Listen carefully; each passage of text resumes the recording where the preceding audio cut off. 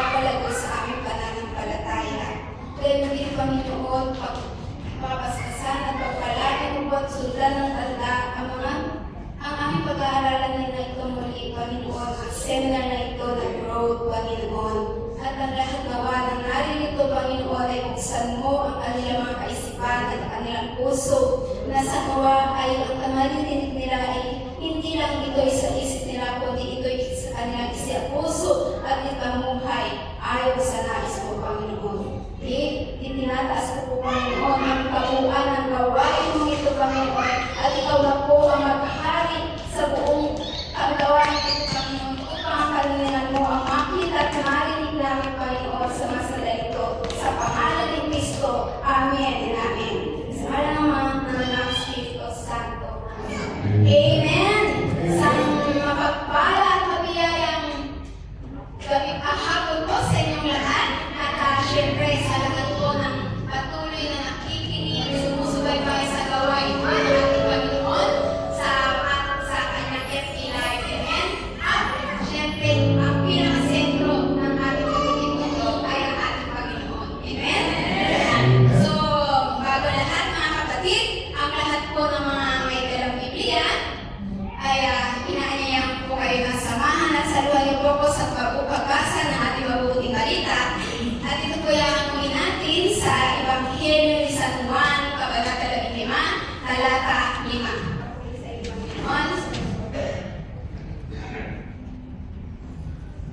Ako ang puno ng ubas, kayo ang mga sanga.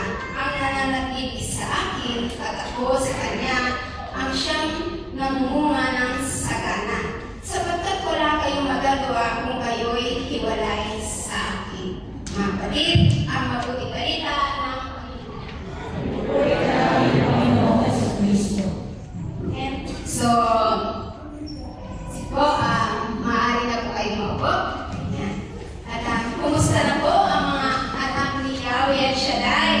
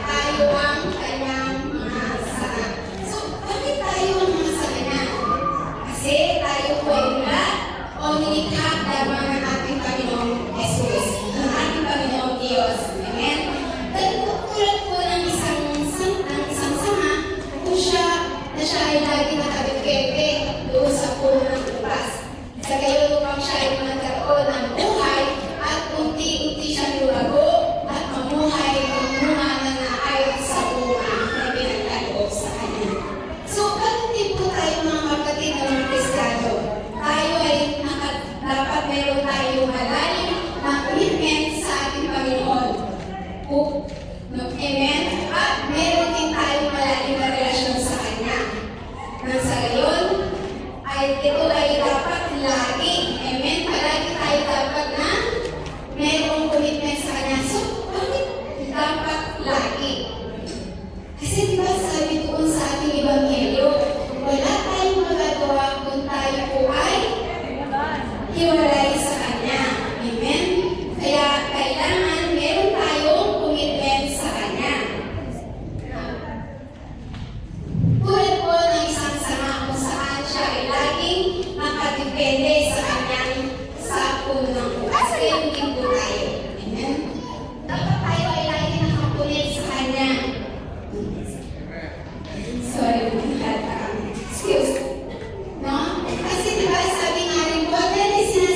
po sa aklat ng 1 Corinthos chapter 3 verse 7. Na kung saan si Jesus, ang Diyos, ang tunay na nagpapalago sa akin. At yan ay binibigyan din po doon sa aklat ng sa Ebanghelyo ni St. John chapter 14 verse 6. Ang sabi doon, si Jesus ang gaan, ang katotohanan at ang buhay. Walang mararating sa mga kundi sa pamamagitan ko. Diba? Ang sabi niya, at yan ay pinipigyan patotoo tungkol sa mga aklat ng gawa na walang ibang pangalan na ibinigay sa silong ng langit kung hindi ang pangalan Jesus lamang. Kaya, kung nais po natin mga kapatid na makabahagi at makasama sa kaharian ng Diyos, dapat meron po tayong malalim na relasyon at ugnayan sa ating Panginoon. And that's order. Amen? Pag sinabing order, hindi pwede. Hindi. So, ang tanong sa atin mga kapatid, ano ang pamumuhay bilang isang tunay na Kristiyano?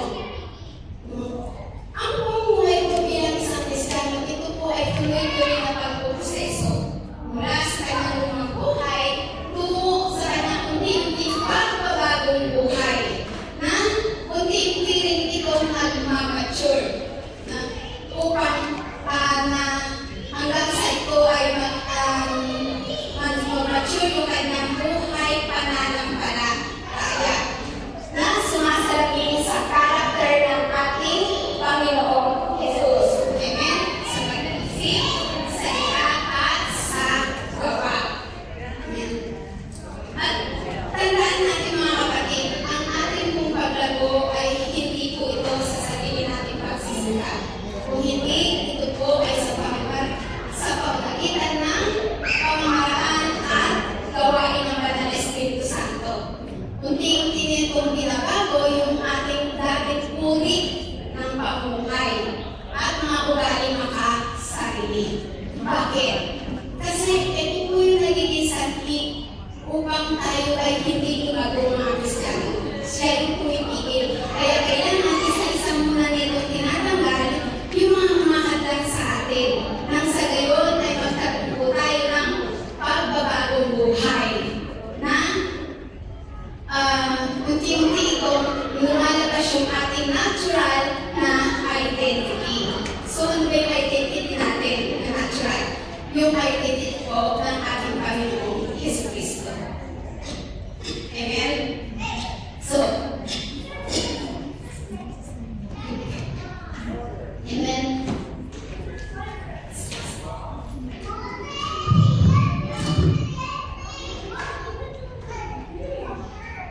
Medyo kasi masakit po yung lalamunan ko. At yun po yung identity natin na natural, yung identity ng ating Panginoon. Amen? So, hindi para mas mga pagkita ng sample. Halimbawa, sinabi po natin na tayo ay nakiisa na kay Kristo o nakilala na natin si Kristo sa ating buhay. Pero, sinalihan natin yung mga activities ng mga sasimbahan, mga lahat ng mga sa gawain ni Kristo, ng ating Panginoon, at ang mga lahat ito, no?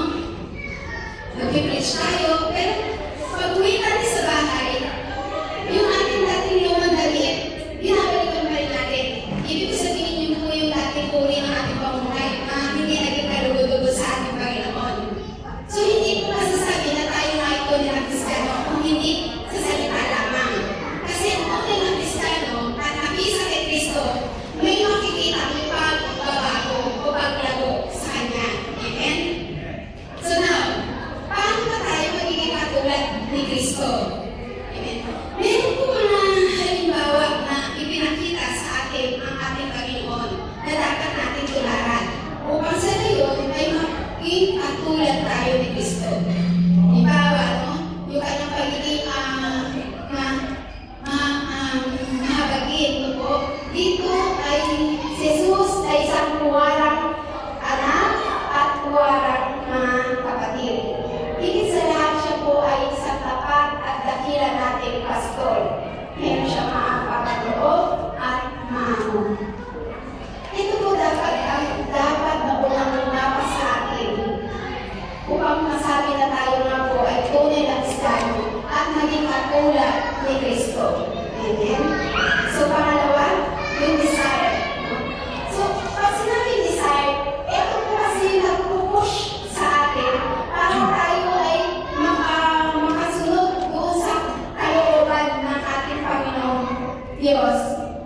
ito rin yung nagiging daan para tayo ay magkaroon ng bunga ng pagtitiis at pagtsatsaga.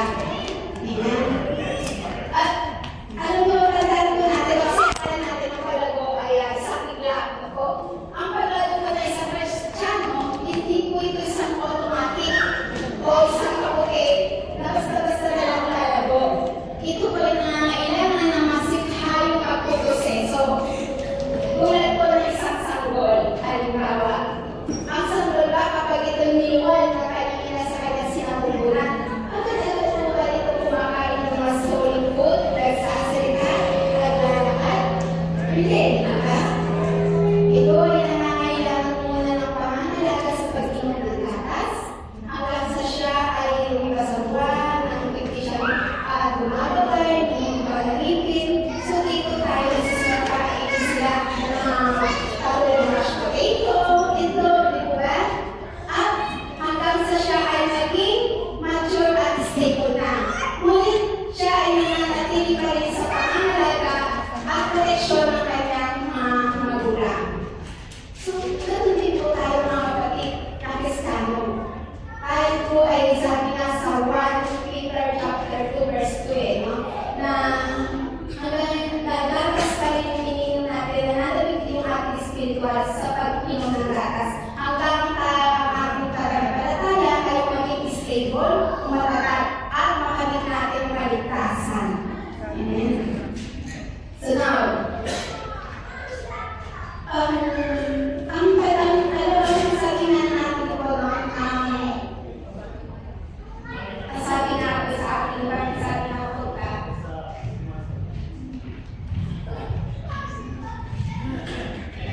so, alam mo mga kapatid, sabi nga, masakit ang pagproseso habang tayo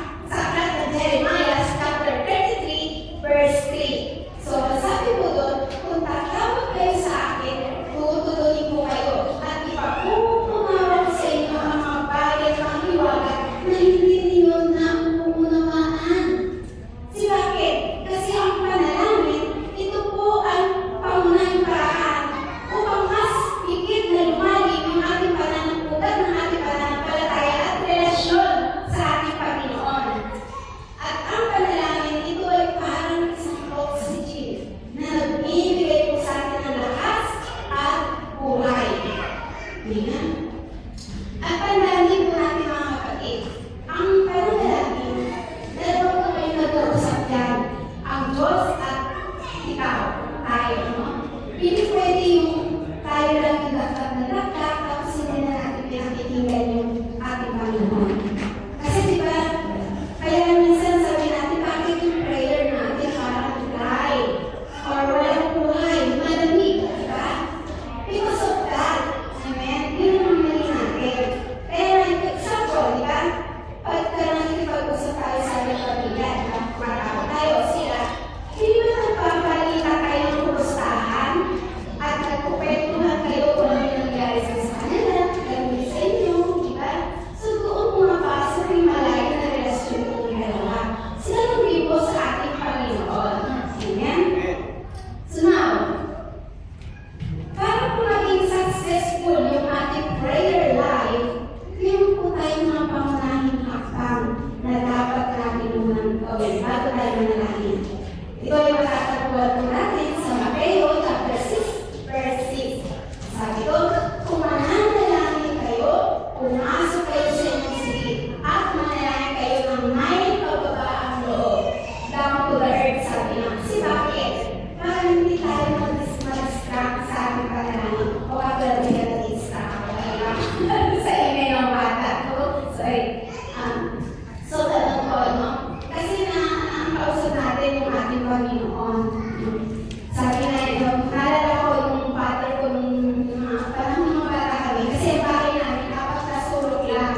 So, pag nananalangin yung father ko, kung sisikat sa pinakain, sa sulok ng bahay namin, doon siya pumipigit na nananalangin. Sa pipigit ko na namin. So, naiintindihan na ng ating Panginoon. So, ganun din po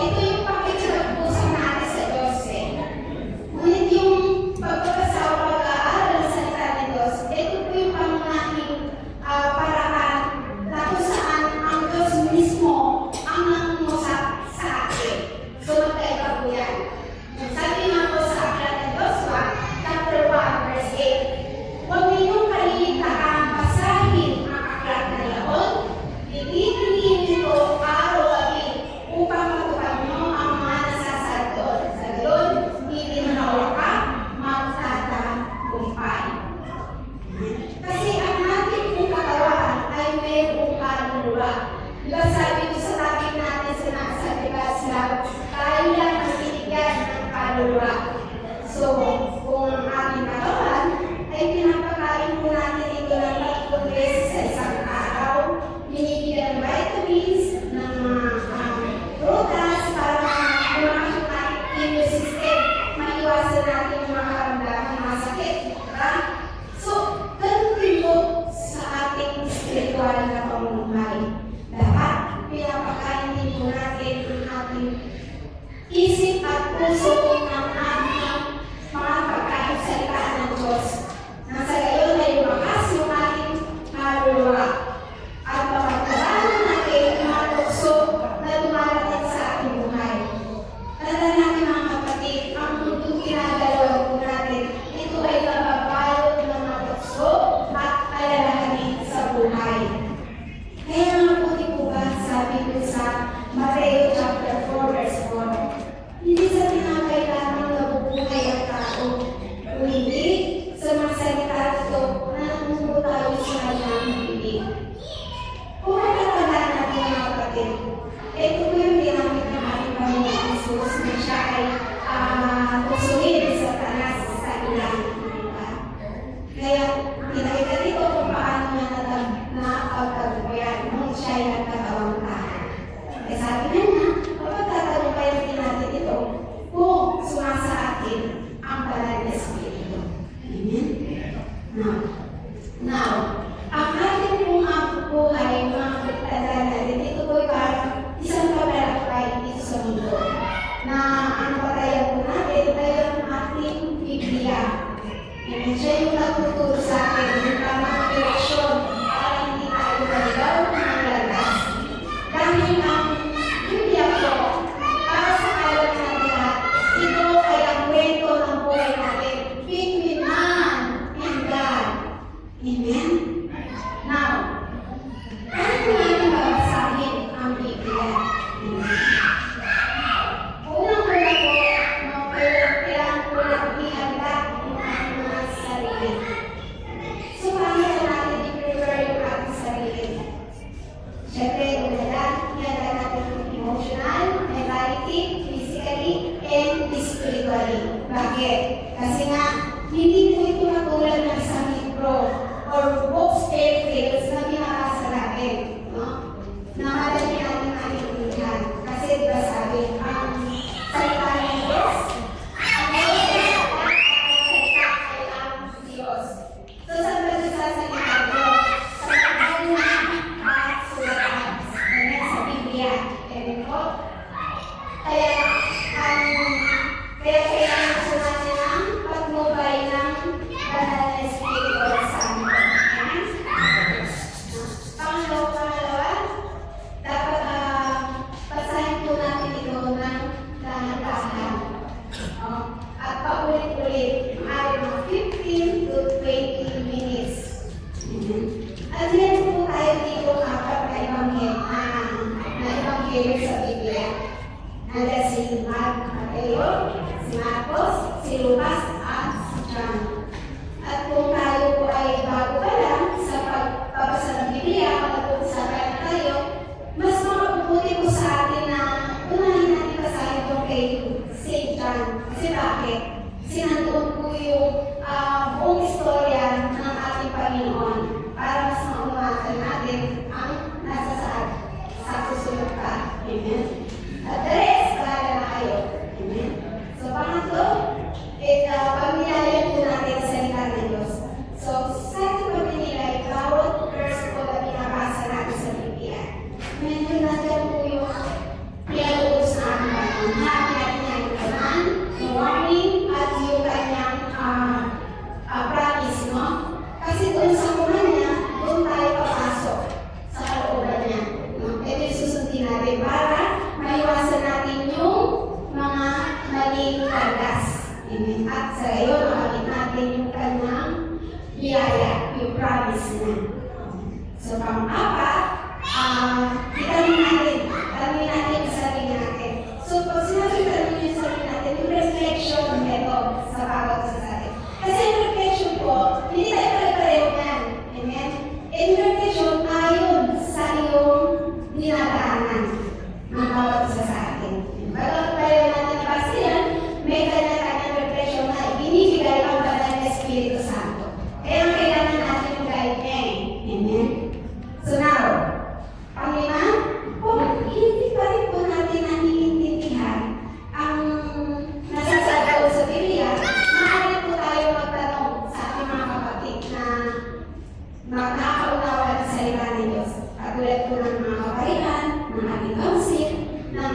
Spiritual Education, no? O SPW. Pero paalala po, ano po, kung magtatanong tayo, kailangan hanapin natin yung malalim na ang pananampalataya o relasyon sa Diyos. Kasi para hindi tayo baligaw ng pagkaunawa. Amen? Now, so paano natin i-apply ang salita ng Diyos?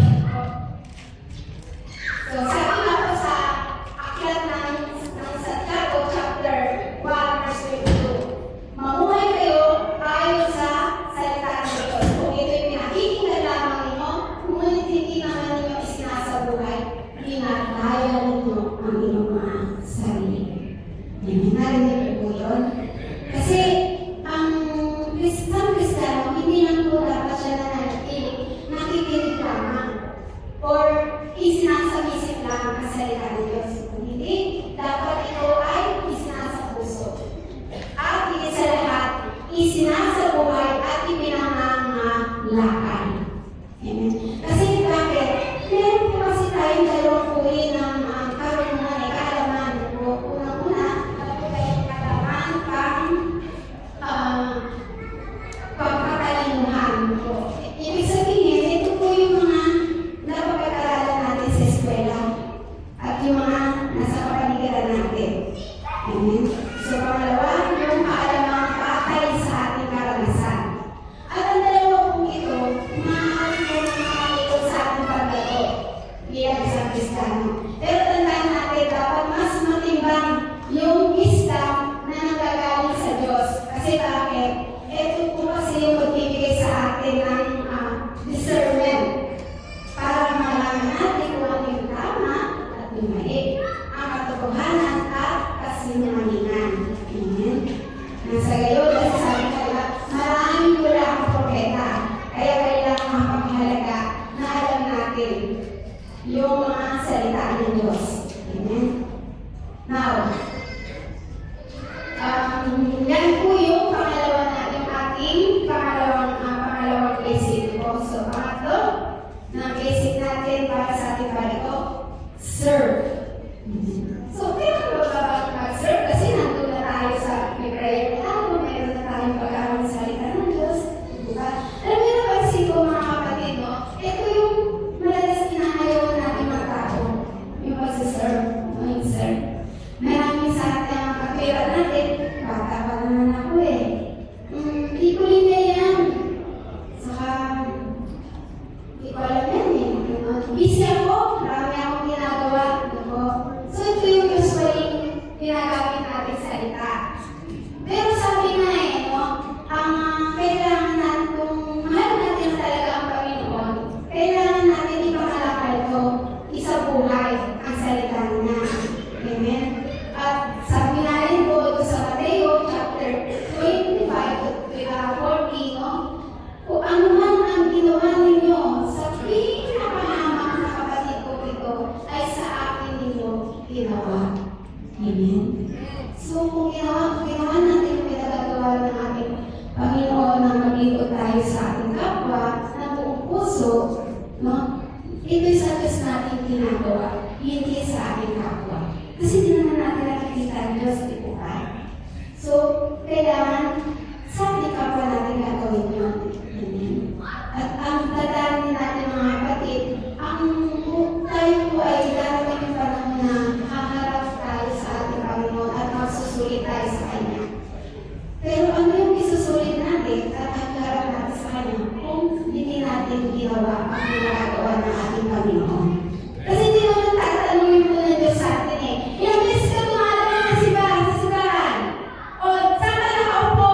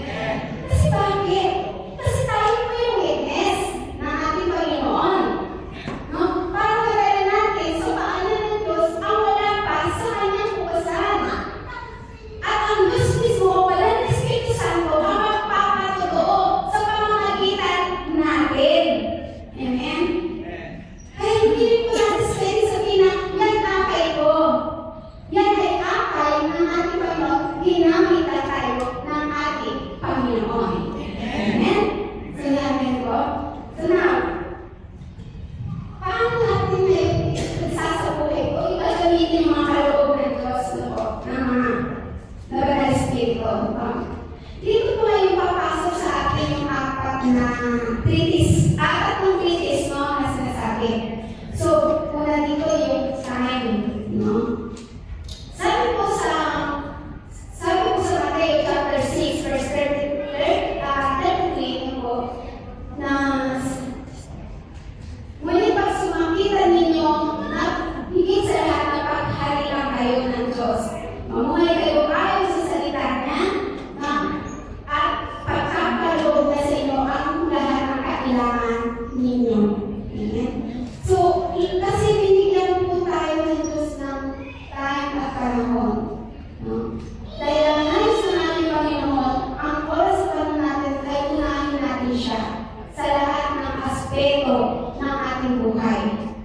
Bago ang pangalawa yung ating pamilya, yung ating trabaho, at yung ating kapwa, yung obligasyon din natin sa ating kapwa. And the rest, pagka nagawa natin ito, ibibigay niya sa atin ang mga kailangan natin sa buhay. Amen? Nang higit sa sapat. Amen? Kaya na, dapat din natin gamitin sa tama yung panahon at oras na ibibigay sa atin ng Diyos. So, pangalawa, yung ating talent. So, lahat po tayo ay may kanya-kanyang talent. No? Binigyan din tayo ng bonus na talent ng ating Panginoon. Isa yung bonus na talent na yan, hindi natin agad-agad na-discover. Pag nandito tayo, pag tinanggap natin ang ating Panginoon, nag-ikot tayo sa Kanya, doon talaga natin makikita na may talent para tayo na ganito. So, ano yung included sa talent? No? Ito po yung mga profession natin, no? Yung inyo, yung mga doctors, nurse, even yung mga housewife, yan, yung talent yan. At yung mga chef, at marami pang iba po. At yung bonus natin binigay sa ating pagkain sa pagkanta, pagsayaw, pagtutulong ng mga instrumento, pag-preach, pag-serve, no? Lahat po yan. At marami pang iba. Binigay sa atin yan ng ating Panginoon para gamitin natin sa ikalalago at ikauulat ng kanyang gawain. Amen? At kung meron po kayong talent na mga ganito, inaanyayan po namin kayo mga kapatid na sumama sa ating community po. I-alay natin yan sa ating Panginoon. Amen? Huwag natin sayangin ang binigay sa atin. Para sa Diyos, makamit natin yung layunin ng Diyos para sa atin. Amen po? So, pangatlo, yung treasure. Dito maraming umaaray sa treasure eh. Isa lang po ako dahil na dahil kasi hindi ko maintindihan ano yung sabihin ng iba po. Ano po? Naalala ko kasi narinig ko madalas sa packet ko. Sabi niya, Gloria, bigay ka ng iba po. Sabi naman ng nanay ko, wala pa nga sa atin po eh. Kaso naintindihan ko pera yun. So narinig sabi na natin Panginoon eh. Ano? Dahil niyo lang po sa ang inyong ikasampung bahagi sa ating tahanan upang matugunan ang pangangailangan ng ating tahanan. Ito maganda. Subukin nyo lang ako. Dahil sabi niya, subukin nyo lang ako. Siya. No? Kung hindi ko bubuksan ang tumangawan ng langit at ibubuhos ko sa inyo ang masagalang pagpapala. Amen? Narinig po natin yun. Kasi minsan nakala natin, kung ang kababayan sinasabi dito natin Panginoon, pag nagbigay tayo ng iba po, isa sinasabi natin, nabibigay naman ako sa iba po, bakit ganun? Bakit sila yung mayaman? So hindi lang po yung treasure na sinasabi dito is material things, pera, hindi po, no? Hindi lang po. Kung titignan natin, no, ang pinaka-blessing na makikita natin dito yung gawain ng ating Panginoon. Yung treasure na sa ating pamilya. Isang treasure po yan. Amen. At higit sa lahat, yung wisdom na ibinibigay sa atin. Amen. Yan po ang treasure. At tanda natin mga kapatid, na-realize ko na mga ako habang nilabas ko po ito. Yung parang, yung treasure po kasi, yung sinasabi dito ng ating Panginoon. Pinag-uutos niya po ito, hindi naman niya ito talaga kailangan eh. Kasi ang gusto ng ating Panginoon, makita niya kung paano tayo susunod sa kanyang kalooban. Kaya niya ito pinag-usos. Nang sa gayon makita niya kung paano tayo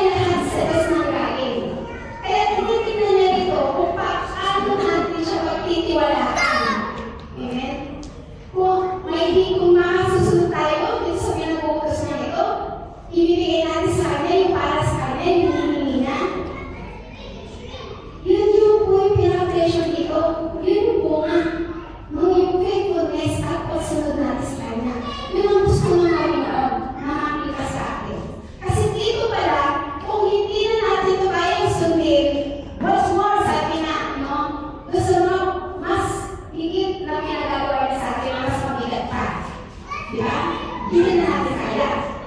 Kaya naman na tayo naniligaw eh. Amen? Pero minsan, no, hindi natin kasi nauunawaan. Kaya dapat, ayan, dalawa natin, no, ang pagbibigay na ikaw. Kaya wala nang tatanong ko na, maaga ba siya yung mayaman? Amen? So, naintindihan mo ba natin? Amen. Now, pang-apat na mga basic natin. Kayo na lumabas. Praise God. Amen. Kaya na Panginoon.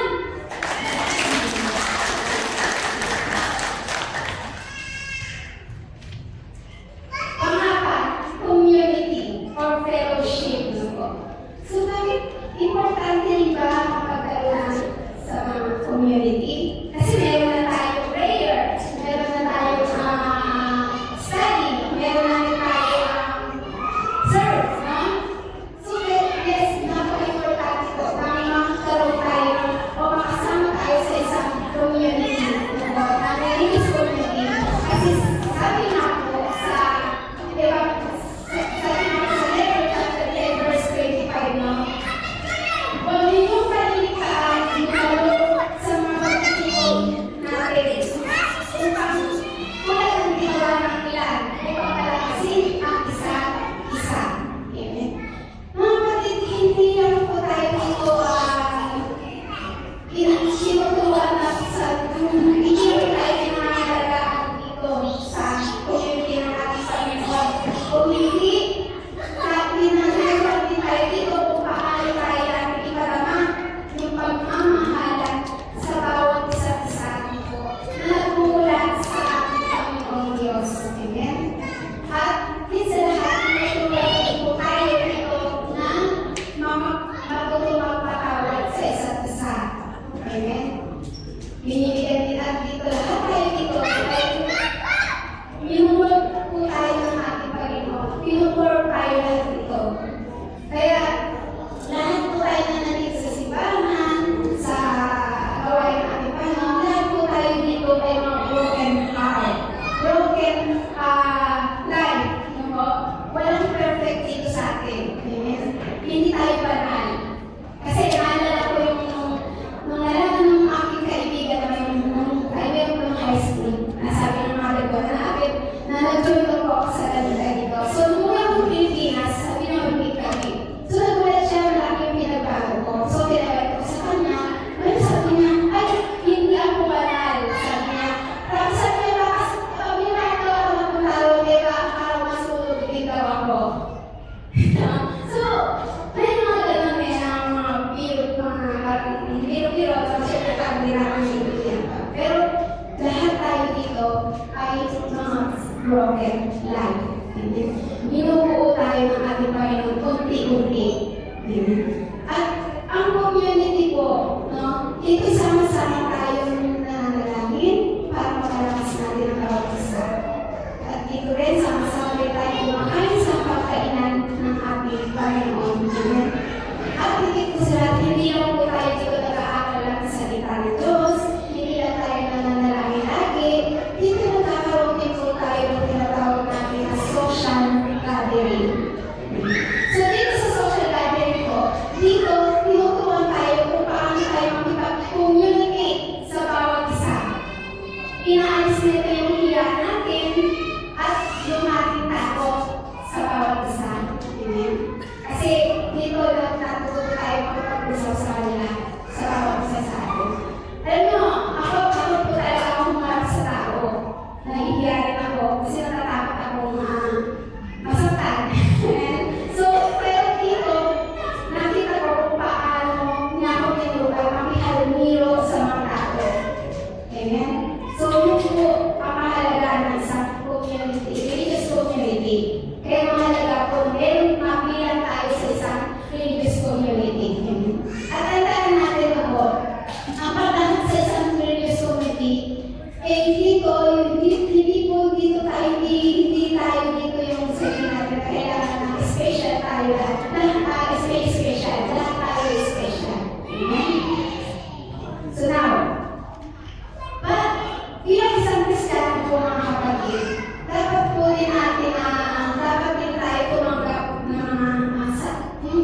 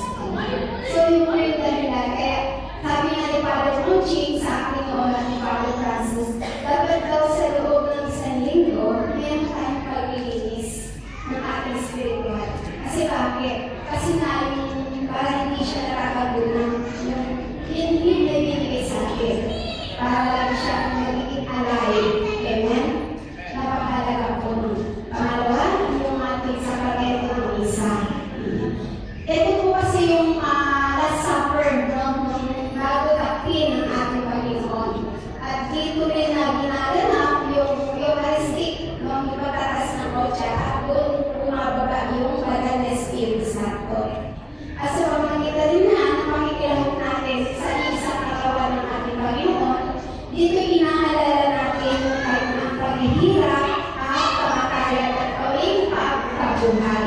Amen? Yan. Now, mga kapatid, alam po yung apat na ating basic Christian authority. Nailigyan natin yung Catholic Christian yung ating basic law. Basic law. Amen? So now, bilang pangalas mga kapatid, nais mo lang ibahagi ko sa inyo ang yung kasaysayan namin ng ating Panginoon kung paano niya ako pinalala ko. Nais mo ba? So, alam niyo, tulad mo rin po ako dati. Yan lang ako, nakauulan din ako sa dulo, pinakadulo pa, no? Na nung makilala ko sa Panginoon, namin ko siya, yung tinumangin ko ang ating Diyos namin, isang kapatid din natin dito, para makilala ko ng loob sa ating Panginoon. Gusto ko din lang sa likod, sabi ko, okay na ako dito, makilala ko lang ang salita ng Diyos, at least nalaman ko siya, makilala ko na siya. And then, habang pinakaupo doon, no, nagtataka ako bakit yung speaker dito, parang ako yung pinatatamaan. So, parang hindi na ako makakali. Pero yun na pala yung binhi, no? Yung binhi pala na yun, pinanim na niya sa akin. Hanggang sa pag-uwi ko, hindi ko siya kalimutan. Parang merong something na hindi mo maintindihan na pumupulong sa'yo. So, parang kami na ako eh. No, hanggang sa minsan sabi ko sa kanya, Lord, gusto ko kita makilala ng lubos sa buhay ko. Sino pa ba para sa akin? But hindi ko po alam na ang pagpasok para sa kanya, ang pagkakilala para sa kanya, kailangan mong pumasok sa ganitong religious community. Eh, ito yung ayaw ko eh. Sabi ko, nung ayaw ko nito, kasi takot ako.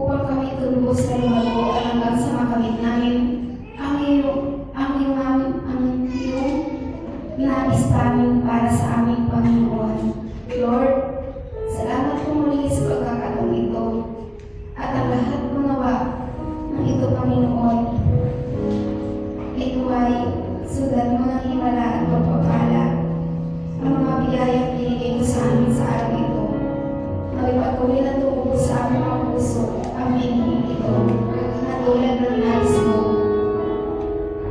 Noon, itinataas din po namin sa iyo ang lahat ng mga prayer request po namin, Panginoon.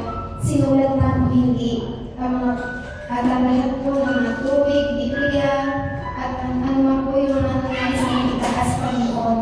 Pakapaskasan at pagpalain po ito, Panginoon, at sundan mo ito ng himala at pagpapala, Panginoon. Tuunin mga mapaglaw sa tamang panahon na nais mo, Panginoon. Lord, kayo din po ang lahat ng mga prayer intention para sa kagalingan, intention para sa masasalamat, intention para sa mga kaluluwa, at other intention, Panginoon. Ikaw po ang lahat na nakakakilala sa kanila, Panginoon, na wakas ka sa mga pagkakas na ito, at naman ang kanilang mga hiling na nangaling ito, Panginoon, at ang kanilang kagalingan. In Jesus' name, Amen, Amen. Sa alaman ng mga Espiritu Santo. God bless you all.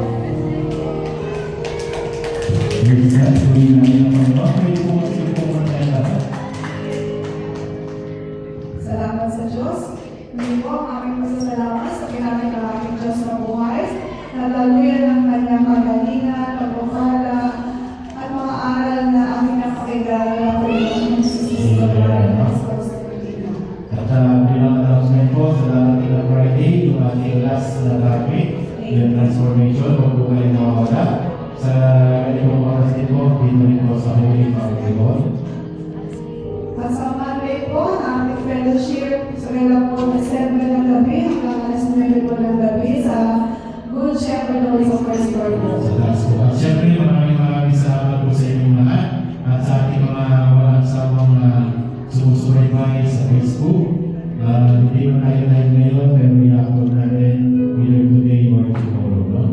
At syempre, wala naman sa amin po aral na napakagad, pero po tayo sa Diyos, patuloy na po tayo magkakawain sa mga gawain po niya. Well, syempre, paano po tayo? Lala po, at syempre po, ang pagpapasa po ng kanyang mga salita sa pamamagitan po ng aklat ng banal na Biblia. Amen. At syempre, bukod doon may mga sinabi Sister Ortiz na dapat natin mga gawin, no? Ayun, pananalangin. Sa amin po araw-araw na ginagawa, sa amin po pakikibakas sa buhay, tunay po na hindi po natin bisa maiiwasan ng pagkakamali o pagkakasala. So, bakit nasa po ang ating Diyos sa buhay? At meron po kayo sa kamento ng pag-pangungumpisal, kaya naman po patuloy tayo pangumpisal kapag tayo po ay nagkakamali. Amen. Mag-aaral, sundan ko, mag-aaral, magbilingkod, at yung pagsabi sa isang community, no? So, kung kayo mawala sa susunod na Friday, tayo mong lahat ay masitayo at tayo sama-sama magpasalamat kay Lord.